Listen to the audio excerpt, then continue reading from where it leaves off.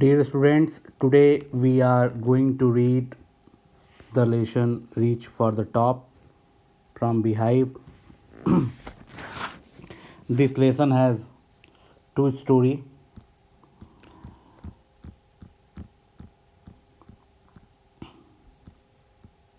Reach for the Top Part 1.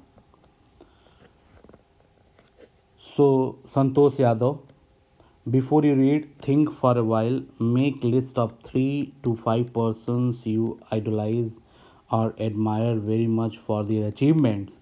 Your idols may be from any sphere of life, sports, medicine, media, or art and culture. Your teacher will then discuss your choices with you to find out who the top 5 idols of your class are. The only woman in the world who has scaled Mount Everest twice was born in a society where the birth of a son was regarded as a blessing and a daughter, though not considered a curse, was not generally welcome. So, this is the first line of this lesson. It's a very, very important. When this article was written, Santosh Yadav was the only woman in the world to have climbed the Mount Everest twice. And she was born in such a family where the birth of a son was regarded as a blessing and daughter was not regarded as a curse, but they was not generally welcome in the family. So when her mother was expecting Santosh, a traveling holy man giving her his blessing, assumed that she wanted a son, but to everyone's surprise, the unborn child's grandmother, who was standing close by, told him that they did not want a son. The holy man was also surprised. Nevertheless, he gave the requested blessings, and as destiny would have it, the blessings seemed to work. Santosh was born in the sixth child in a family with 5 sons, a sister to 5 brothers. She was born in the small village of Joniawaz of Rewari district in Haryana. So Santosh was born in such a society which was biased towards having a male child over a female child, although they did not consider the birth of a girl child to be unfortunate, but it was not celebrated either.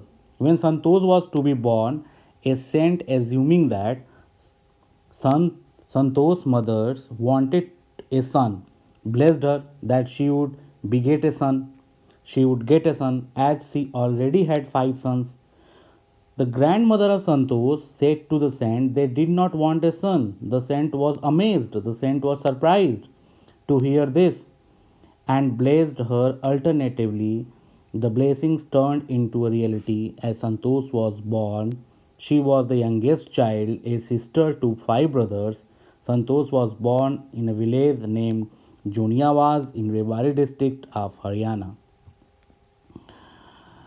The girl was given the name Santosh, which means contentment. Hmm. But Santosh was not always content with her place in a traditional way of life. She began living life on her own terms from the start. Where other girls wore traditional Indian dresses, Santosh preferred shorts. Looking back, she says now, from the very beginning, I was quite determined that if I chose a correct and rational path, the others around me had to change, not me. So, through this paragraph, the author explains although Santosh's name means contentment, she was dissatisfied with the traditional way of life. From a young age, she started living life on her own terms. While other girls wore traditional Indian dresses like salwar kameez, she preferred wearing shorts. Santosh recollects, that from childhood, Santosh remembers that from childhood she was determined. She had a strong desire to live life according to what she felt was right for her. If she was right in her way, then others would have to change their way and not her. Santosh's parents were affluent landowners who could afford to send their children to best school, even to the country's capital, New Delhi, which was quite close by, but in line with the prevailing custom in the family, Santosh had to make do with the local village school. So she decided to fight the system in her own quiet way. When the right moment arrived, and the right moment came when she turned 16. At 16, most of the girls in her village used to get married. Santosh was also under pressure from her parents to do the same. So, through this passage, the author explains the story of Santosh. The parents of Santosh owned land and were wealthy. They were wealthy. They could even afford the money to send their children to study in schools in Delhi, which was near their village. Still, due to the prevailing customs, means due to the customs of the village, they decided to send Santosh to a school in the village. Santosh decided that she had to take her own path when the right time uh, had come. So, at the age of 16, as most of the girls in her village were married off, she was also pressurized by her parents to do the same. A marriage as early as that was the last thing on her mind. She threatened her parents that she would never marry if she did not get a proper education. She left home and got herself enrolled in a school in Delhi. When her parents refused to pay for her education, she politely informed them of her plans to earn money by working part time to pay her school fees. Her parents then agreed to pay for her education. So, through this paragraph, the author of this lesson explains for her getting married was nowhere in the list. It means that she did not want to marry. She wanted to get proper education before getting married. Santosh left home and got admission in a school in Delhi. Her parents refused to fund her studies, and she gently replied that she would herself fund her studies by working part time. Upon seeing her strong desire, the parents softened their stand, so their parents agreed to pay for her education. Wishing always wishing always to study a bit more, and with her father slowly getting used to her urge for more education, Santosh passed the high school examination and went to Jaipur. She joined Maharani College and got a room in Kasturba Hostel. Santosh remembers Kasturba Hostel faced the Arauli Hills. I used to watch villagers from my room going up the hill and suddenly vanishing after a while. One day I decided to check it out myself. I found nobody except a few mountaineers. I asked if I could join them. To my pleasant surprise, they answered in affirmative and motivated me to take a climbing. So, through this paragraph, Santosh remembers Santosh wanted to be a highly qualified, and her father accepted her wish. After passing high school, she joined to Maharani College at Jaipur and stayed at Kasturba Hostel. The Ravli Hills were near the hostel. Often she saw villagers climbing the hills and disappearing behind it. She was curious to know what was beyond the hills, and one day she decided to find out. Santosh found a new mountaineers who allowed her to join them in their mountaineering journey. Then there was no looking back for his determined young girl. She saved money and enrolled in a course at Uttarkashi's Nehru Institute of Mountaineering. My college semester in Jaipur was to end in April, but it ended on the 19th of May, and I was supposed to be in Uttarkasi on the 21st. So I did not go back home. Instead, I headed straight for the training. I had to write a letter of apology to my father, without whose permission I had got myself enrolled at Uttarkasi.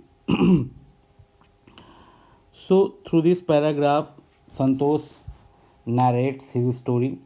Since then, Santosh progressed gradually to become an accomplished mountaineer. She saved money to get enrolled in a mountaineering course at Nehru Institute of Mountaineering at Uttarkasi. As her college semesters and got delayed and she did not have the time to visit home before reporting at Nehru Institute of Mountaineering, she went directly to the institute and wrote a letter of apology to her father because she had enrolled for the course without his permission. Thereafter, Santosh went on an expedition every year. Her climbing skills matured rapidly. Also, she developed a remarkable resistance to cold and the altitude, equipped with an iron will, physical endurance, and an amazing mental toughness. She proved herself repeatedly. The culmination of her hard work and sincerity came in 1992, just 4 years after she had shyly asked the Aravali mountaineers if she could join them. At barely 20 years of age, Santosh Yadav scaled Mount Everest, becoming the youngest woman in the world to achieve the feat. If her climbing skills, physical fitness, and her uh, mental strength impressed her seniors, her concern for others and desire to work together with them found her a special place in the hearts of fellow climbers. During the 1992 Everest mission, Santosh Yadav provided special care to a climber who lay dying at the South Col. She was unfortunately unsuccessful in saving him. However, she managed to save another climber, Mohan Singh, who would have met with the same she fate had she not shared her oxygen with him. So, through this paragraph, Santosh went on an expedition every year and improved her skills. Gradually, she developed immunity to cold weather and heights. Santosh had the qualities of physical strength, mental strength, and strong willpower. In 1992, 4 years after her first casual climb on the Ravli Hills, she climbed Mount Everest. She was 20 years of age. Santosh became the youngest woman in the world to climb the peak. Her seniors were impressed by her qualities of physical strength, mental strength, and strong willpower.